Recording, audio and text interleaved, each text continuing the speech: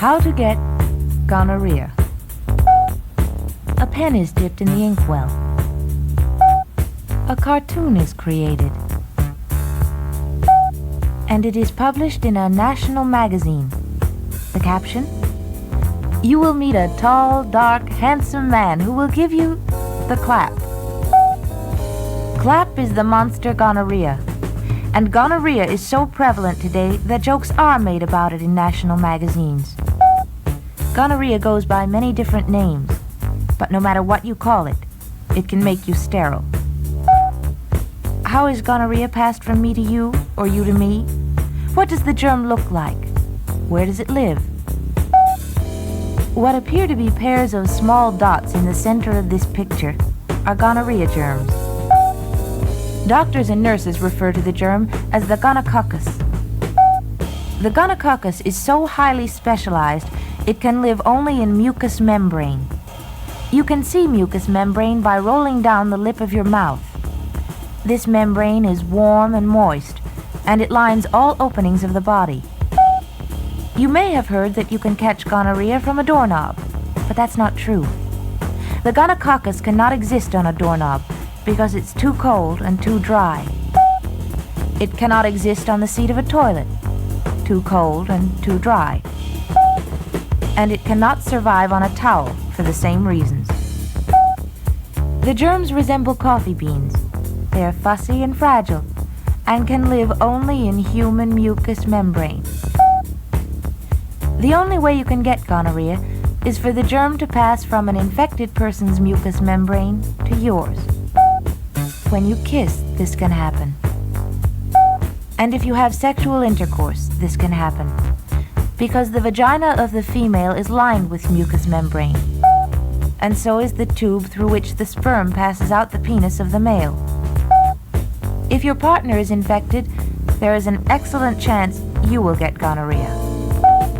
And that's all it takes. One germ, and you're infected. As soon as the infection takes place, the gonococcus begins to multiply. This is the incubation period, and it usually lasts 3 to 6 days, but may be longer. Then the disease breaks out and spreads. What are the symptoms?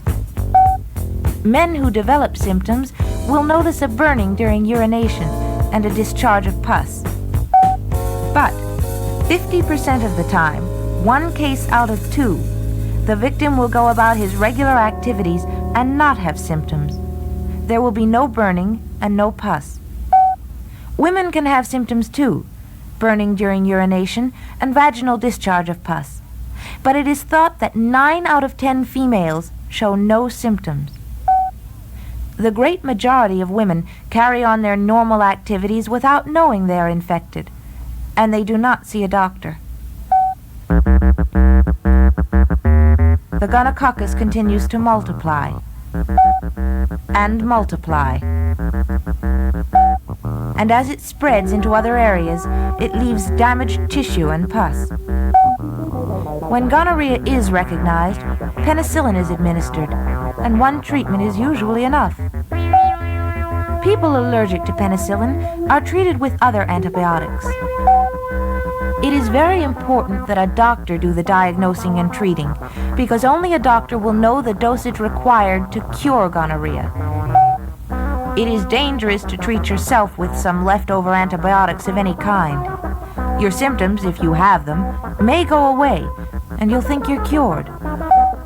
But if the gonococcus in your body is not completely eliminated by proper treatment, it can move inward, following trails lined with mucous membrane, and invade the reproductive organs. The female is sterilized when the egg-carrying fallopian tubes are clogged with scar tissue, and the male is sterilized when the sperm-carrying ducts are closed.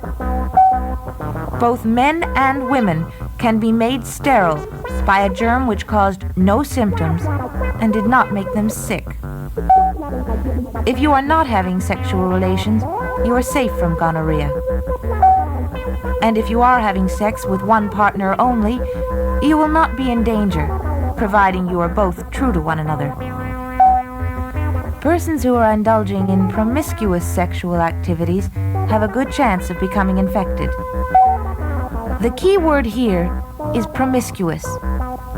If you are promiscuous, sooner or later you will encounter a partner who has gonorrhea, and you are going to get it. It's that simple. Don't play do I or don't I. Every sexually active person who is promiscuous should be examined for venereal disease every 6 months. Perhaps the easiest way to do this is through the public health center or free clinic of your town or city. All you have to do is pick up the phone and dial. It's that easy. The tests will be free and the results confidential. No one will laugh at you, and no one will know. Does this mean no one? Yes. Your parents won't know. Your teachers won't know. Your friends won't know. Some people prefer to go to a health center in a neighboring town or in a large city if they live in a small town. This is fine too.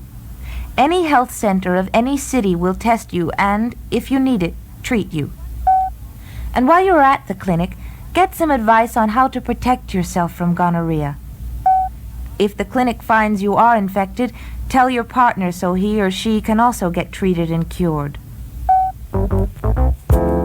This is your responsibility. If you care about a person enough to have sexual intercourse, it's only fair to make certain that this person is not made sterile by a hidden infection. Someday you may want children of your own.